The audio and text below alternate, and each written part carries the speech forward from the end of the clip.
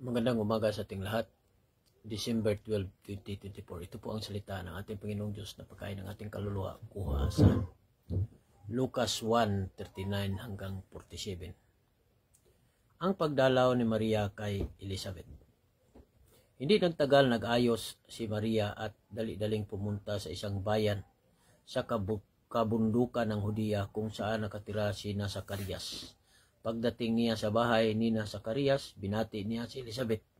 Nang marinig ni Elizabeth ang pagbati ni Maria, naramdaman niyang gumalaw ng malakas ang sanggol sa kanyang sinapupunan. Napuspos ng banal na espiritu si Elizabeth. At malakas niyang sinabi, higit kang pinagpala ng Diyos sa lahat ng babae at pinagpala rin niya ang magiging anak mo.